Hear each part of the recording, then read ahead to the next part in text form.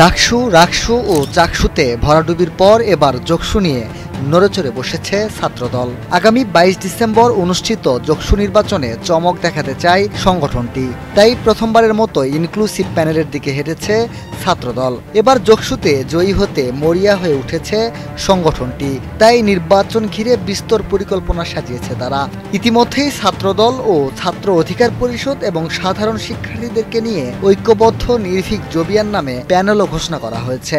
গণতন্ত্র, সাম্য, মানবিকতা, বহুমত ও মতাদর্শের পারস্পরিক সহাবস্থান, অবাধ মত প্রকাশের স্বাধীনতা, মানসম্মত উচ্চশিক্ষা, দ্বিতীয় ক্যাম্পাস বিনির্মাণ ত্বরান্বিত করা, ক্যাফেটেরিয়ার খাবারের মান বৃদ্ধি, দেশীয় সংস্কৃতি ও সভ্যতার লালন, শিক্ষার্থী বান্ধব সহনশীল ছাত্র রাজনীতি, বহু বর্ণের বৈচিত্র্যময় ও নিরাপদ ক্যাম্পাস বিনির্মাণের লক্ষ্যে ঐক্যবদ্ধ নির্ভীক জবিয়ান প্যানেল ঘোষণা করছি। প্যানেলে ভিপি পদে নির্বাচন করবেন জগন্নাথ বিশ্ববিদ্যালয়ের আন্দোলন সংগ্রামের পরিচিত মুখ ও ছাত্র অধিকার পরিষদের সভাপতি AKM রাকিব।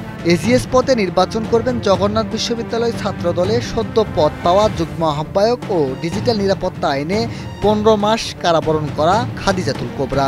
জিএস পদে লড়বেন জুলাই যোদ্ধা ও বিশ্ববিদ্যালয়ের পরিচিত মুখ BM আতিকুর রহমান তানজিল। টানা তৃতীয়বার অর্জন করেছে দেশের সেরা সুপার ব্র্যান্ড স্বীকৃতি বসুন্ধরা টিস্যু। সহসভাপতি পদে এই ঐক্যবদ্ধ নির্ভীক জবিয়ান প্যানেল মোহাম্মদ রাকিব অর্থাৎ AKM রাকিবকে মনোনীত করেছে। সাধারণ সম্পাদক হিসাবে আমরা মনোনীত করেছি খাদিজাতুল কুবরাকে আমরা মনোনীত করেছি। সহসাধারণ হিসাবে আমরা মনোনীত করেছি জগন্নাথ বিশ্ববিদ্যালয়ের প্রিয় মুখ, জুলাই আগস্ট গণঅভ্যুত্থানের অন্যতম নেতৃত্বদানকারী BM আতিকুর রহমান তানজিলকে। এছাড়াও জুলাই আগস্ট গণ অভ্যুত্থানে নেতৃত্ব দানকারী ছাত্র নেতাদের নিয়ে গঠিত হয়েছে এই প্যানেল।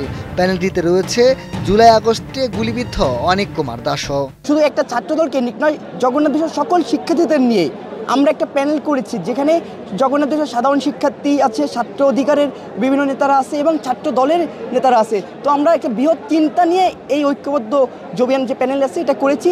প্যানেলটি নিয়ে বিভিন্ন মহলে চলছে আলোচনা সমালোচনা। শুরুতে ছাত্র দলের বিদ্রোহীদের নিয়ে প্যানেল ঘোষণা করার কথা থাকলেও সব মান অভিমান খুঁচিয়ে যোগসু নিয়ে কাজ করবে তারা। মিনহাজুল ইসলাম, কালের কণ্ঠ, ঢাকা।